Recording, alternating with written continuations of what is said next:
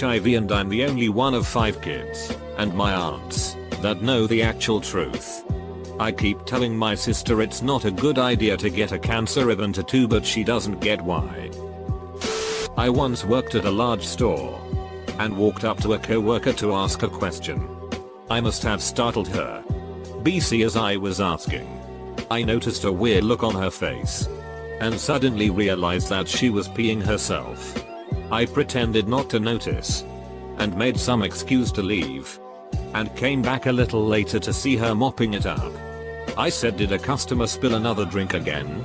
and wandered off.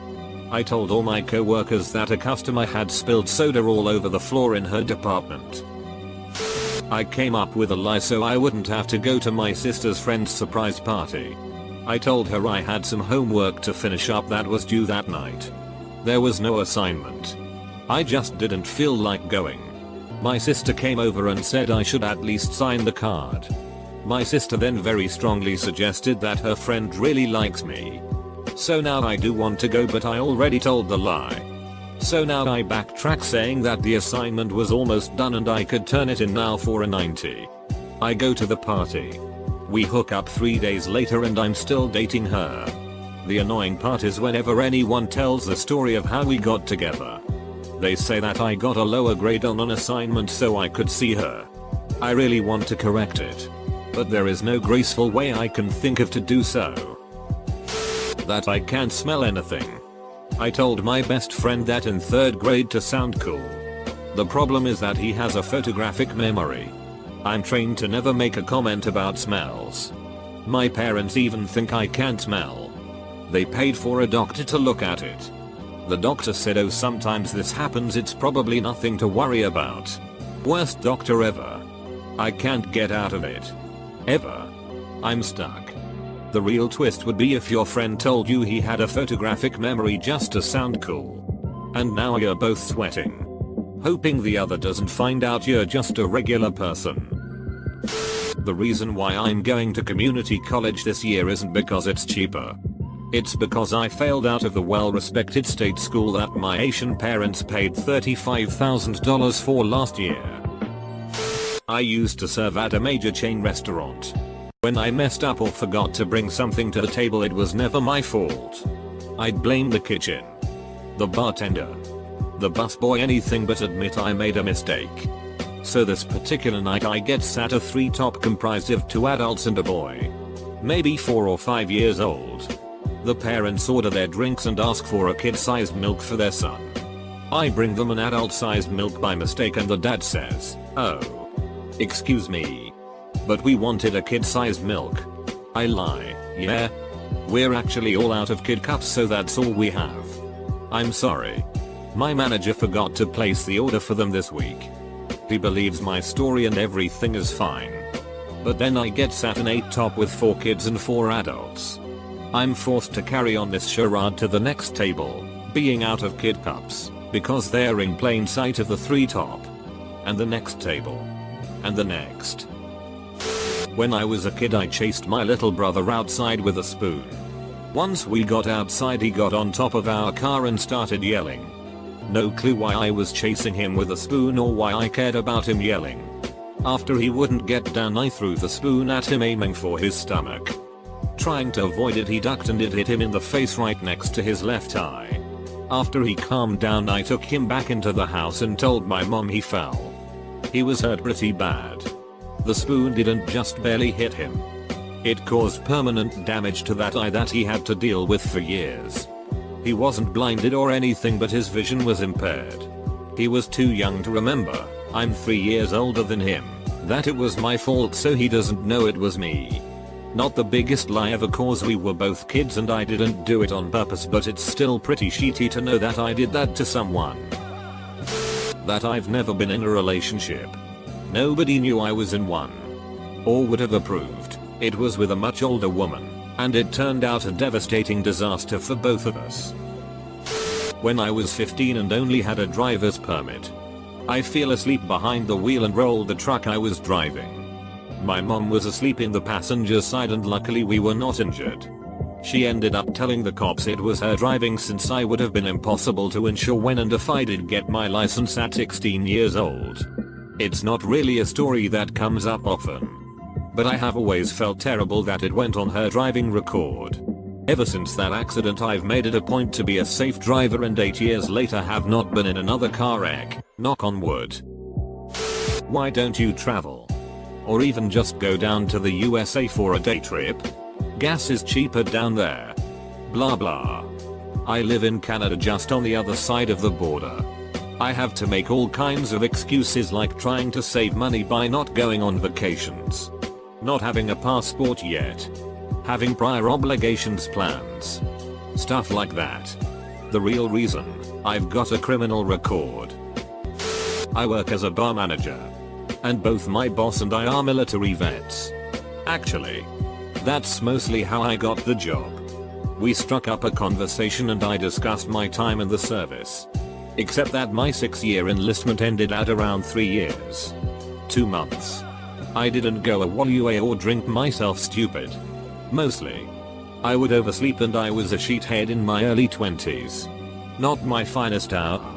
I left with a general discharge, so I still had college paid for in Texas. But very few know about this. I couldn't reveal this. And honestly, the lie has manifested into the status quo. Everything I have has been predicated upon a lie. My jobs, my girlfriend, who's a veteran, and even a good amount of friends have no clue. Edit, grammar stuff. My uncle died of a drug overdose, not of the cardiac arrest. My mom's family insist we tell us the official story. I know how you feel, man. My aunt shot herself in the head in an assisted living place. We don't really tell anyone the truth. It's too shocking for most people to deal with.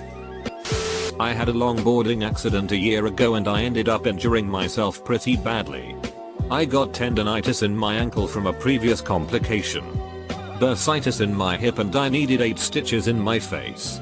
My boss would always tell me, yeah, no, one day you're gonna fall off that thing and seriously injure yourself.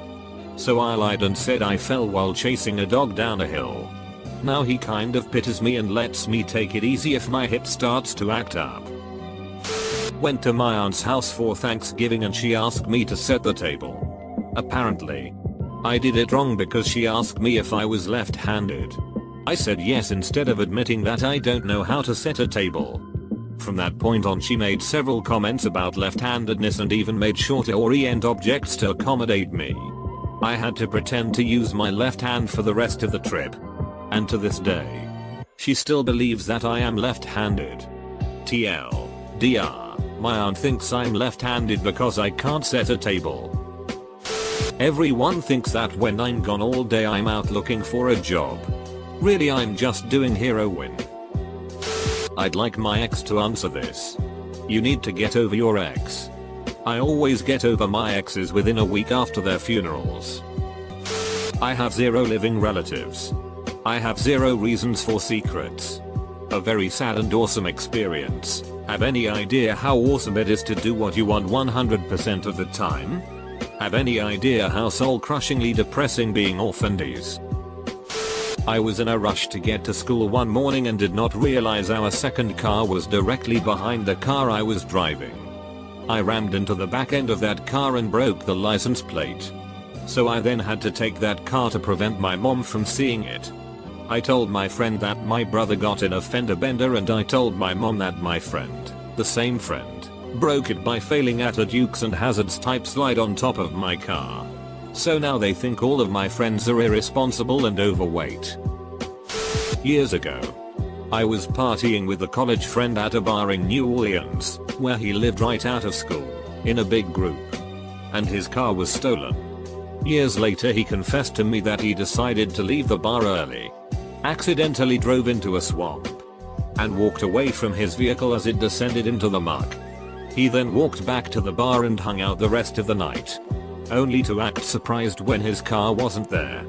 Vehicle recovered 2 weeks later and insurance paid it off in full. The guy's now an attorney, investigating corporate fraud. I screwed up university. I had some medical issues to begin with and then I got lazy and had no idea what I was doing when I came to. And now I can't go back. I have to come clean soon. But I can't bear the shame. Nor do I have any idea of how to tell my parents.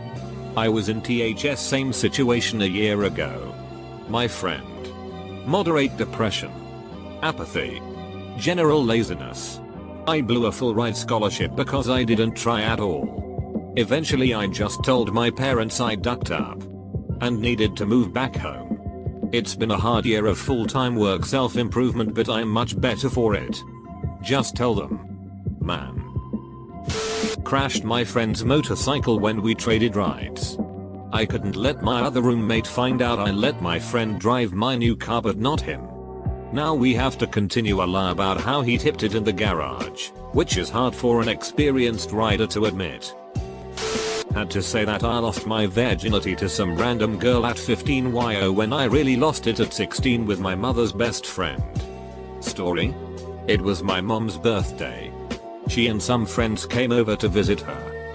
The lady lived far from home so my mom offered her to sleep over. Then I made my move. Told my mom that she could use my brother's bed and my bro could sleep with her. She said yes. The night came in. And out of nowhere for a reason I don't recall right now. We ended up together in my bed. I had wood. She noticed it. And we hit it. Some days passed and I told my friends the story. Someone talked about it in a reunion. And we had to improvise a lie. Sad part of the story. She died this year. My girlfriend and I were sitting around visiting with a bunch of friends. She was sitting on my lap and someone else was talking. So no one was looking at us. All of a sudden I felt my girlfriend seize up as she stifled a sneeze. Unfortunately, holding back the sneeze caused her to rip a massive fart. The fart was so huge that every head in the room turned towards us with a look of shock and awe on their faces. I just smiled sheepishly and said, "Excuse me." All the guys cracked up and the girls feigned disgust until the aroma hit their nostrils. It was a rancid vulgar odor that cleared everyone out of the room.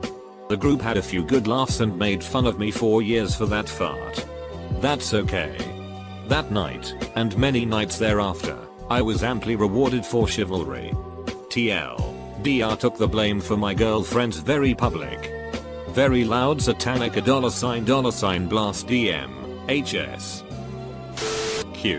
Why don't I have a car? A. Well I could either afford a car or my own place. Real answer, DUI. Note, I actually can drive but I am truly better off without one since the lie answer is somewhat true. Cars are expensive as shit when you add up all the costs over the long run. Plus it makes me think twice about where I go.